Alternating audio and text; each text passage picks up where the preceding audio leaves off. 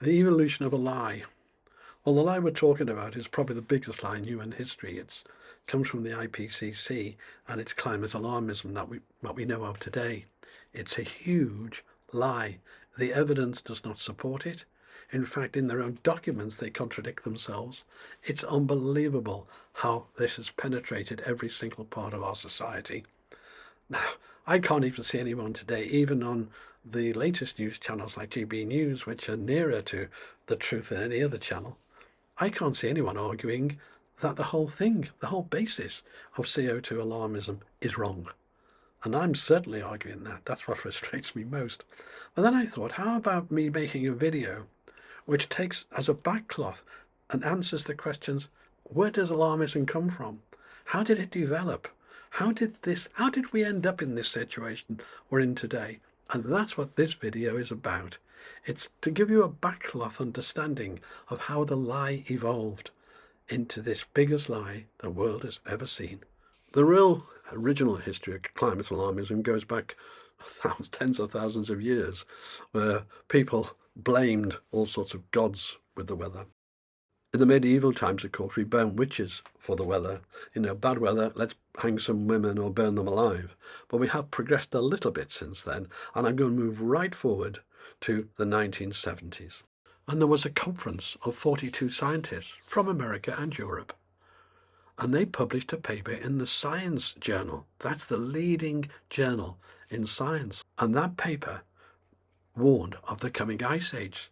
So the 42 scientists asked two of them to write to President Nixon with a letter to warn him of this and that we need to take action to avoid this ice age. Now, the alarmists have tried to play down this scare and the letter to Nixon, which I'm going to describe. But I give a link to a video that goes into much more detail. It's a video of mine, and it's in the description, that link, below this video. And if you want to understand the extent of the scare, watch that video. Now, because the alarmists have tried to play down this letter to Nixon, saying it was just two scientists when it wasn't, and been very successful in the media of suppressing the story, I'm going to read out the whole letter to Nixon and let you judge how serious it was at the time. Dear Mr. President, aware of your deep concern for the future of the world, we feel obliged to inform you on the results of a scientific conference held here recently. The conference dealt with the past and future changes of climate and was attended by 42 top American and European investigators. We enclose a summary of the report published in Science, and further publications are forthcoming in the quaternary research. The main conclusion of the meeting was that a global deterioration of climate by order of magnitude larger than any hitherto experienced by civilized mankind is very real possibility, and indeed may be due very soon. The cooling has natural cause and falls within the rank of processes which produced the last ice age. This is a surprising result based largely on recent studies of deep-sea sediments. Existing data still do not allow forecast of the precise timing of the predicted development, nor the assessment of man's interference with the nature trends. It could not be excluded, however, that the cooling now underway in the northern hemisphere is the start of the expected shift. The present rate of cooling seems to be fast enough to bring about glacial temperatures in about a century, if continuing at the present pace. The practical consequences which might be brought by such developments to existing social institutions, and amongst others, 1. Substantially lowered food production due to the shorter growing seasons and changed rain distribution in the main grain-producing belts of the world, with Eastern Europe and Central Asia to be first affected. 2. Increased frequency and amplitude of extreme weather anomalies, such as those bringing floods, snowstorms, killing forests, etc. So there we have it. Alarmists worried about the coming ice age because of the cooling from 1940 to about 1979, 1980. Roughly about 40 years of cooling. Why was there cooling? Because the Second World War and the huge output of industrialization after that in the West output a lot more CO2. But don't worry, the alarmists have an answer. And the answer is here. They're claiming that this cooling was caused by particulates in with the CO2, masking the heat, and of course cooling the planet. But suddenly, like a switch, after that, when it started to warm in the early 1980s, the particulate matters disappeared from all our CO2 output. It doesn't make any sense. But this history of it not making sense doesn't just go back to this last century or two. It goes back 540 million years, where we do have geological temperature records, if you like. But that's another story, which again I've dealt with in great depth in many other videos. So let's continue now with the story of what happened in 1979. And by the way, 1979, the end of the Ice Age scare, was when there was the coldest point in the Arctic and the maximum ice output. As it cooled from that, to avoid the low ice in the 1950s, which were lower than we have today, and start the Arctic graphs of ice at the highest level of the Arctic, taking away the season. If you're going to do a cycle, start at the top of the cycle and cause the alarm on the way down. That's what they do everywhere. Back to the story.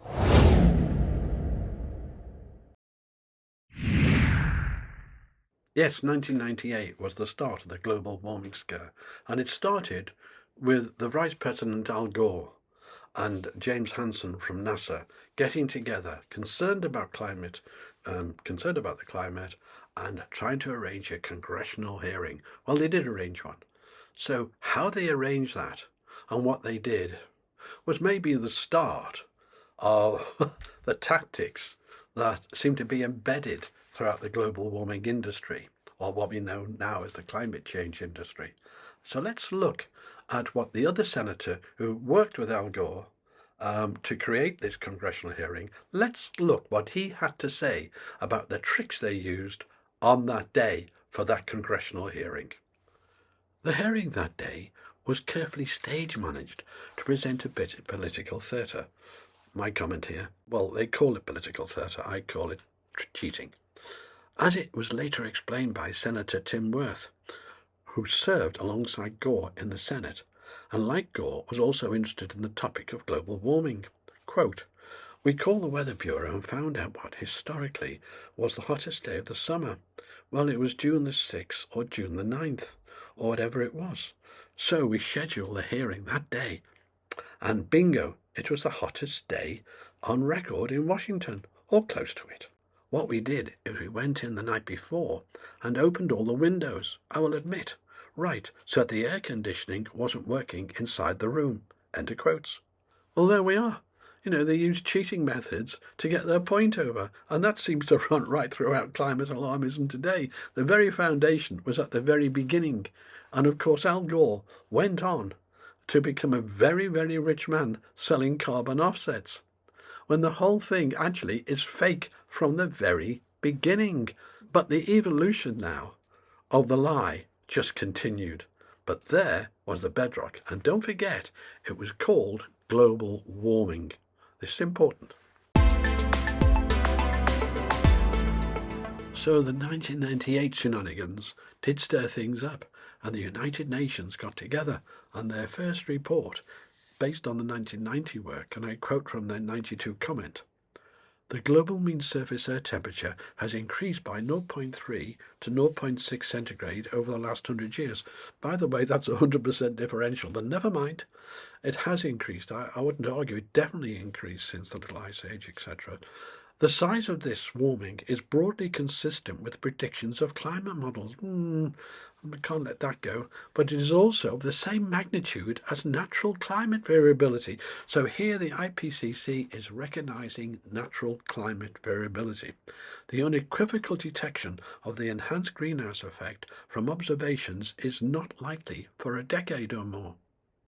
Well, this first IPCC report I broadly agree with. It recognises natural variations, the natural cycles, and it says we can't detect anything because of the natural cycles, which any different. So we can't detect the theory of CO2 causing extra warming. It's not detectable. Totally accept that. Doesn't mean to say that the theory is wrong or right. Okay, fine. But, unless you study the natural cycles, of course, you can't know what to expect from the theory, if you like, of CO2 alarmism. And this is the problem. So here back in 1992, the IPCC are saying, no, we can't detect the difference. And they're right. But that's a problem, isn't it, for the future, this natural variation? I mean, how can you ever, study just the effect of CO2? And don't forget, the IPCC are only there to study that. They're not there to study natural cycles. But you can't do the work without studying natural cycles. Well, they first began to let science become politics and so put political pressure on the system. So no matter what the science says, the politics said different. Enter the next IPCC report in 1996. And the original part of that report, what the scientists wrote, no study to date has both detected a significant climate change and have positively attributed all or part of that change to anthropogenic causes. That was the final draft by 36 authors in July 1995. So how did that get reported in the final version that went to all the countries, all the politicians? It got changed to the balance of evidence suggests a discernible human influence on global climate. IPCC 1996, page 4. This so horrified the President of the United States National Academy of Sciences that he was just horrified by the last-minute change and wrote about it in the Wall Street Journal 1996 under the headline, Major Deception on Global Warming. So by now the politics had already taken over the science. In 1996, there was an agenda there. The science no longer mattered. What mattered was the political agenda. Let's now just flip back to that first IPCC report and figure 7.1c. This shows the temperature record over the last 1,000 years as published in the report. And it shows the pattern of temperature over the last 1,000 years or so. And here, as you can see, the medieval warm period was much warmer than today. And you can also see the Little Ice Age period and then the warming of today. The dotted line represents the conditions at the beginning of the 20th century. So you can see the warming since 1900 here. This is from the IPCC report itself.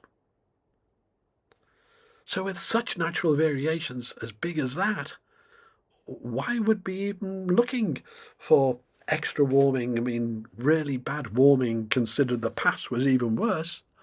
It wasn't making sense. Natural variation was causing a huge problem for the alarmists right from the start. Would life be so much easier if there were no natural variation? Just imagine it. No natural variation, no medieval warm period, no little ice age.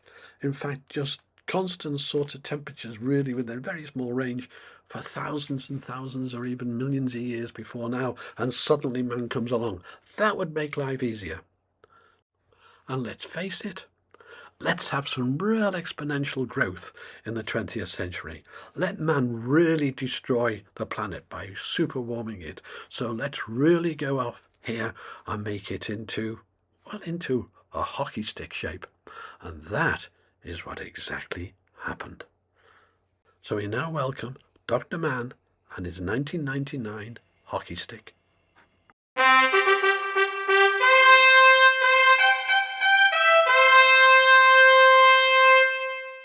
Just for a start, a few simple points. What this graph shows is a continually deteriorating temperature. So in other words, we'd get colder and colder since 1850, and it's pretty cold then. And we'd get colder and colder unless man came along.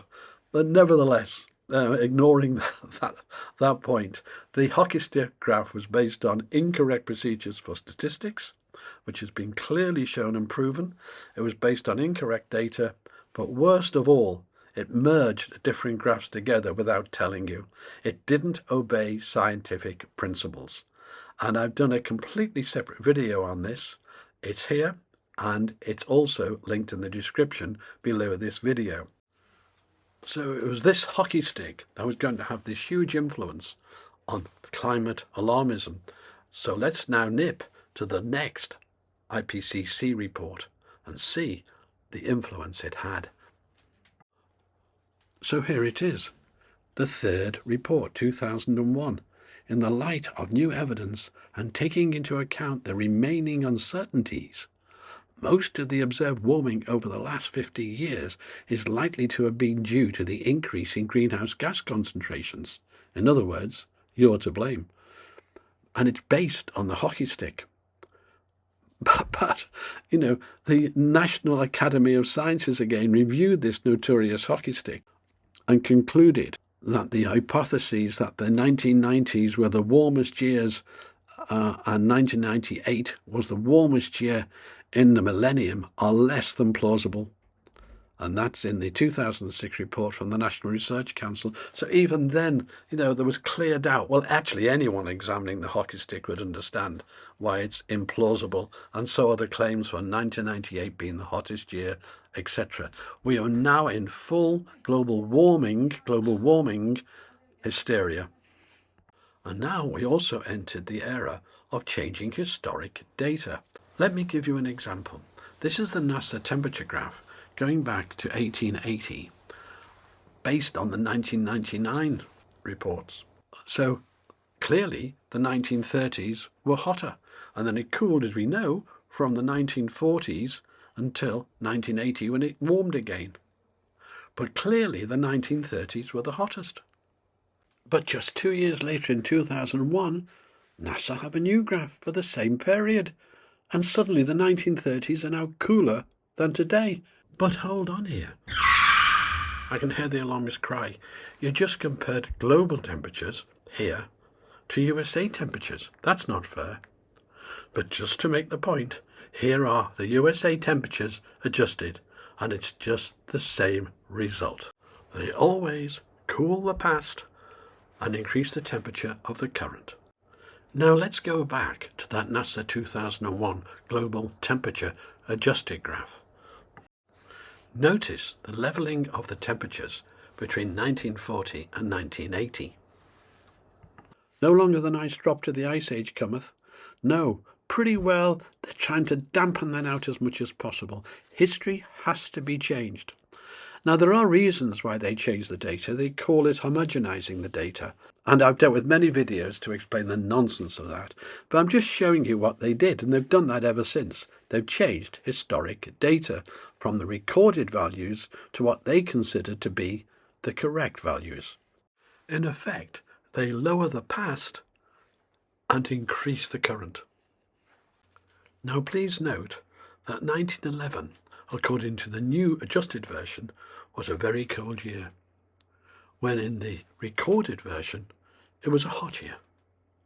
So I'm going to give you a little clip from a Tony Heller video now, and that video clip puts recorded history against the new claim it was a cold year, because worldwide it was a very hot year. The summer of 1911 was extremely hot. July 4th, 1911 was the hottest on record in the United States.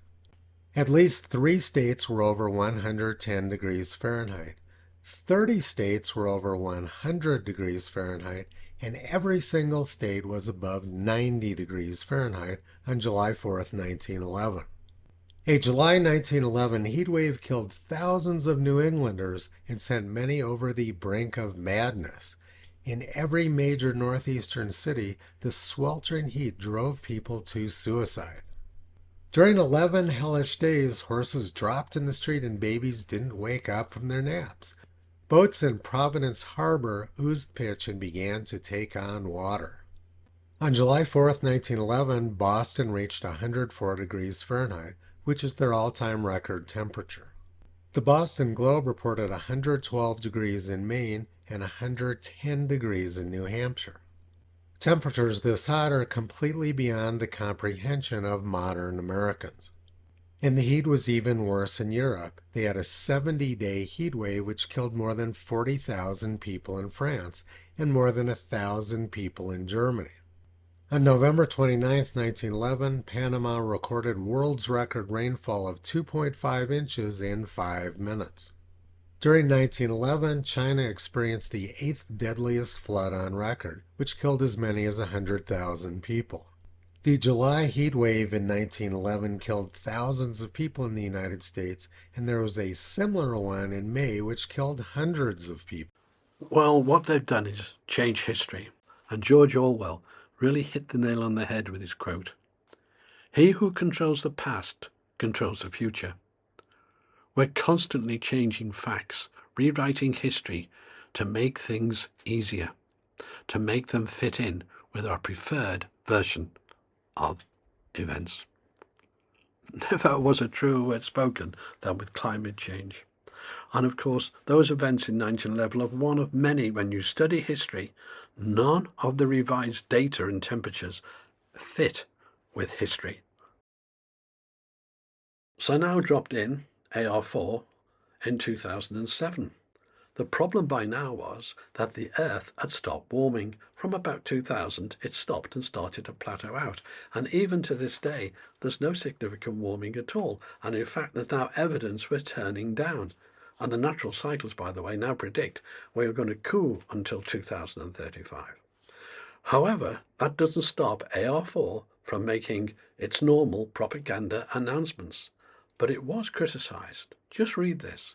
Most of the observed increase in global average temperatures since the mid-20th century is very likely due to the observed increase in anthropogenic greenhouse gas concentrations. So they're blaming it on mankind only since the middle of the 20th century. I mean, most of the warming took place before 1940, as you can see here.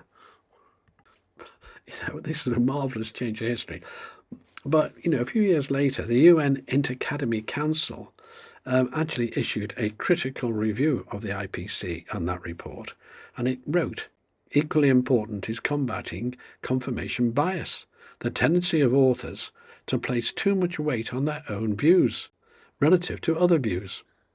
Alternative views are not always cited in a chapter if the lead authors do not agree with them. But this recommendation wasn't being followed by them at all. The UN, the IPCC, they're on a mission, they're on an agenda. It's actually an agenda that's got nothing to do with climate change. It's more to do with distribution of wealth and bringing the West down. But that is what's going on here. 2013 and AR5, the fifth report. More than half of the observed increase in global surface temperatures. So here it's more than half. Not all, right? From 1951 to 2010 is very likely, not certain, just very likely, due to the observed anthropogenic increase in greenhouse gases. So in 2013, the IPCC still have about 50% natural cycles in what they're saying. You should note this, because in future there won't be any. So this is just scare tactics trying to scare you. But what's incredible is by then it was clear that the Earth was not warming. So let's look at the difference between these models and that's what they. So let's look at the difference between these models. And don't forget, they base everything on models, the IPCC, not evidence, not direct evidence, on models. And I want to make something very clear at this point. Models are not evidence. They are opinions. Now this is a graph of all the models. All those grey lines there, all those grey lines here are models. They're the different opinions, not evidence. But what is the evidence? Well, the actual measurements by both satellite and balloons are below here on this line. So the models are running much hotter, much hotter than the observations. And now what's really interesting is, if those models are taken back in time to what actually happened, then they don't even agree with the past. In other words, the models that they create don't even agree with what we know to be true. The past, let alone the future. The next thing to look at is just how level the temperature's been since 2000. It hovers a bit with the El Ninos, La Ninas, etc., but it's about level. Now, you think that would calm the IPCC down, wouldn't you? The fact that the models are way out. Right, and here you can see the red line, by the way, is the average of them. It's way above the actual measurements. But no, in AR6, now coming, here we see it even more extreme. Now basically they are blaming the entire warming since 1900 on humans. They're actually accelerating it. That's very often what liars have to do. When they're found out, they sort of reinforce it and try to bluster their way through. And that's the stage we are now at with climate alarmism. Now, all natural cycles that they referred to previously have gone. It's all down to humans.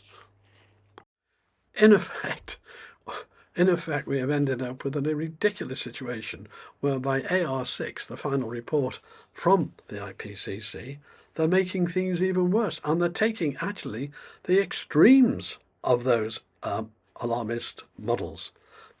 But more importantly, in effect, they have now stated something else. The IPCC have stated that evidence is the models. The models are evidence. So opinions are now evidence. Well, that's a circular, self-fulfilling thing, isn't it? I have an opinion, and it's a bit like feelings these days. The facts don't matter anymore. Your feelings matter. Your feelings are the facts, are the evidence. And in the same way, the IPCC have adopted this. So now models are evidence. No need for comparing to reality. And what do real scientists say about this? What do real scientists say about when you model something, when you have an experiment and say, how does this work? What happens when you compare that to reality? Well, here's a quote, perhaps my favourite quote on the subject, from Richard Feynman. It doesn't matter how beautiful your theory is. It doesn't matter how smart you are. If it doesn't agree with experiment, it's wrong. In other words, observation, the experiment, has to back up your beautiful theory. And with climate change, it simply doesn't.